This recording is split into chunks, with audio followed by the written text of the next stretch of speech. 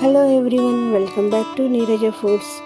మనము ఈరోజు వీడియోలో బాదాం మిల్క్ పౌడర్ని టేస్టీగా అండ్ హెల్తీగా ఎలా ప్రిపేర్ చేసుకోవాలో చూద్దాం. దీన్ని మనము పిల్లలు పెద్దలు అందరూ కూడా వారానికి 1-2 సార్లు తీసుకున్నామనుకో మనకు హెల్త్ బెనిఫిట్స్ చాలా ఉన్నాయి. ఇది ప్రిపేర్ చేసుకోవడానికి మనము ముందుగా స్టవ్ వెలిగించి దానిపైన కడాయి పెట్టి 1 కప్పు బాదంని తీసుకొని లో ఫ్లేమ్లోనే వేయించుకోవాలి. ఒక పచ్చివాసన పోయేంత వరకు వేయించుకోవాలి. వేయించుకుంటూనే దాంట్లోనే 1/2 కప్పు పిస్తాని, 1 కప్పు పంకిన్ సీడ్స్ని మరియు సన్ఫ్లవర్ సీడ్స్ని కలిపి మరి 1 కప్పు తీసుకొని వాటిని కూడా లైట్గా రోస్ట్ చేసుకోవాలి.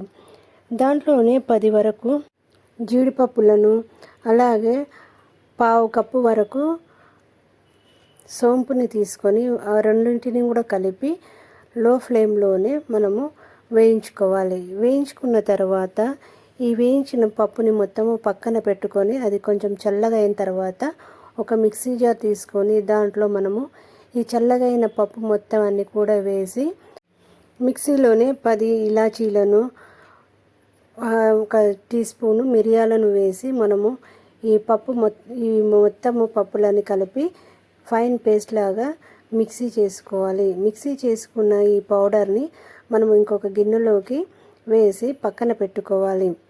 ఈ పక్కన పెట్టుకున్న తర్వాత అదే జార్లోని పటిక బెల్లాన్ని అంటే మిశ్రీని కూడా వేసుకొని ఈ పప్పులన్నిటికీ కలిపి మనము 1 కప్పు బాదాము అన్నీ మిక్స్ చేసాం కాబట్టి దానిలన్నిటిని కలిపి 1.5 కప్పు వరకు పటిక బెల్లాన్ని తీసుకొని దాన్ని ఫైన్ పౌడర్ లాగా చేసుకోవాలి.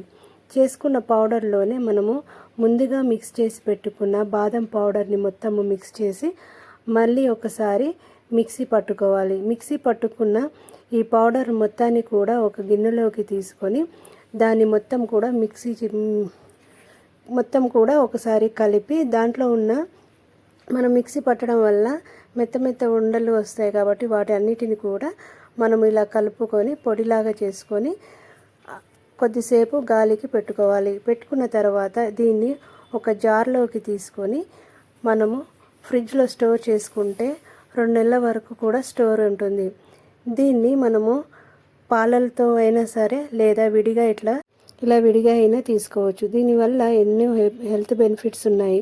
హెయిర్ గ్రోత్, గ్లోయింగ్ స్కిన్, తెలివితేటలు, ఇలా ఎన్నో రకమైన హెల్త్ బెనిఫిట్స్ ఉన్నాయి. ఇలా ఒకసారి చేసుకొని ఎలా వచ్చిందో కామెంట్లో తెలపండి. నా వీడియోస్ కనుక మీకు నచ్చినట్లయితే లైక్ చేసి, షేర్ చేసి, కామెంట్ చేయండి. మరిన్ని కొత్త వీడియోస్తో మళ్ళీ కలుద్దాం.